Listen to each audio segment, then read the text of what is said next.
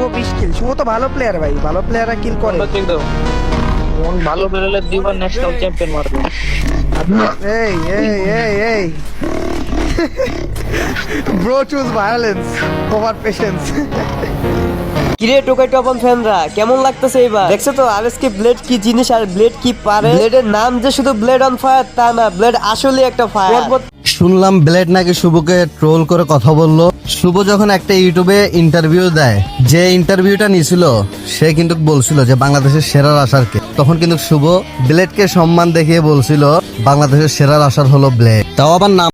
Hey guys, this is the Exposer Habib. Welcome back to আজকের কাহিনী। ভাই কমিউনিটিতে চলতেছে 2026 এর শুরু থেকেই চলতেছে কন্ডোভার্সি তো ভাই শেষ হইতেছে না, তবে একটা জিনিস শেষ হবে খুব শীঘ্রই। সেটা জানতে অবশ্যই আজকের ভিডিওটা তোমরা শেষ পর্যন্ত দেখো, তাহলেই জানতে পারবে কি খুব শীঘ্রই শেষ হয়ে যাচ্ছে। ভাই দুর্নীতির জন্য যে বাংলাদেশ সেরা আমরা সবাই কম বেশি সেটা আগেই জানি, সেটাকে আরো একবার প্রমাণ করে দিল এই ফ্রি ফায়ার কমিউনিটি। বিষয়ের আগে আমরা কথা বলবো শুভ আর এইচকে ব্লেডের বিষয় নিয়ে। বর্তমান সময় তোমরা তো জানো রেড টু গ্লোরি চলতেছে, যেটার নাম আমি দিয়েছিলাম দালাল টু গ্লোরি। গেরিনার এই অফিসিয়াল ট্যুর নিয়ে কারো কোনো মাথা ব্যথা নাই, কারণ ভাই বর্তমান সময় রোস্টাররাও কিন্তু পাঁচ হাট, কারণ সেটা তাদের কন্টেন্ট অথবা তাদের ভিডিও মেকের মাধ্যমেই বোঝা যায়। বর্তমান সময় এমন একটা অবস্থা হয়েছে গেমটার, কেউ খেলতেছে নিজের স্বপ্ন পূরণ করার জন্য আর কেউ খেলতেছে নিজের পকেট ভারী করার জন্য। তোমরা তো জানো রিসেন্টলি শুভ 69 ব্লেডের ভিতরে যে কন্ট্রোভার্সি চলতেছে সেটাই মূলত শুরু হচ্ছে আমাদের এই রেড টু গ্লোরি থেকে। রেড টু গ্লোরির একটা ম্যাচ পর্যায়ে লাইভেই কিন্তু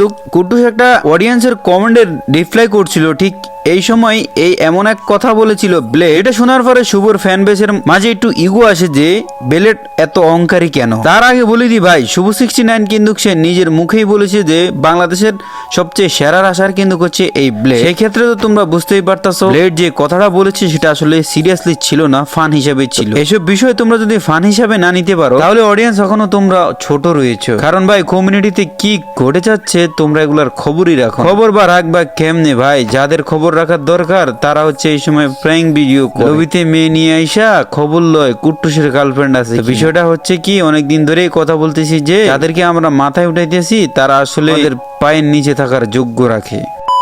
ওকে অলরাইট, এবার কথা বলবো আমরা হচ্ছে বর্তমান সময় FFBPL নিয়ে, যেটা হচ্ছে বাংলাদেশ প্রো লিগ, না যেটার নাম আমি দিয়েছি দুর্নীতি লিগ। কারণ ভাই এখানে 24টা ইনভাইটেড স্লট আছে, যাদের মধ্যে ভাই 50% স্লট আমি কখনো দেখি নাই তাদেরকে টুর্নামেন্ট খেলতে কোনো অফিসিয়ালি। এখন ভাই মামুখালা যাদের আছে তাদের তো ইনভাইটেড স্লট থাকবেই স্বাভাবিক। এছাড়াও ভাই ইনভাইটেড স্লটের পাশাপাশি যে 48টা স্লট যারা রেজিস্ট্রেশন করেছে তাদের ভোগান্তির কথা কি বলবো, আমি নিজ চোখেই দেখেছি, কারণ ওইখানে আমার নিজের একটা টিমও আছে। না পাচ্ছি এখন পর্যন্ত সিজি, না পাবো আইডি পাস তো পাওয়া দূরের কথা ভাই, এখন পর্যন্ত সিজি পাই নাই। ডিসকর্ড সার্ভারে গেছি, ডিসকর্ড সার্ভার অ্যাডমিন কতক্ষণ পরই এক একটা গ্রুপ দেয় আর বলে অ্যাড হন, এখানেই সমাধান।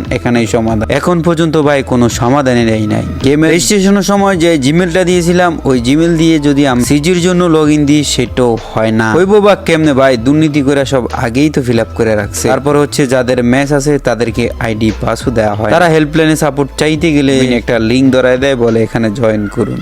এই হচ্ছে আমার বাংলাদেশের অবস্থা। আসলে ভাই দুর্নীতির দিয়ে বাংলাদেশ সেরা এটা প্রমাণ দিয়ে দিল ফ্রি ফায়ার। এই গেমটাতে লিজেন্ডা আসবে কিভাবে ভ্যাক সেটা আমরা বুঝতেই পারতেছি। যাই হোক গাইস, কথা বেশি বলার মোডে না, কারণ ভাই শারীরিকভাবে একটু অসুস্থ আর হচ্ছে নিজের পার্সোনাল কাজে প্রচুর ব্যস্ত থাকার কারণে হয়তো রেগুলার ভিডিও মেক করতে পারতেছি। ইনশাআল্লাহ সর্বশেষেই আমি বলি তোমাদেরকে ভালো কিছু দেবো, ইনশাআল্লাহ ভালো কিছুই দেওয়ার চেষ্টায় আছি। সেই পর্যন্ত সবাই ভালো থাকবা, সুস্থ থাকবা আর অবশ্যই আমাকে দোয়া করবা।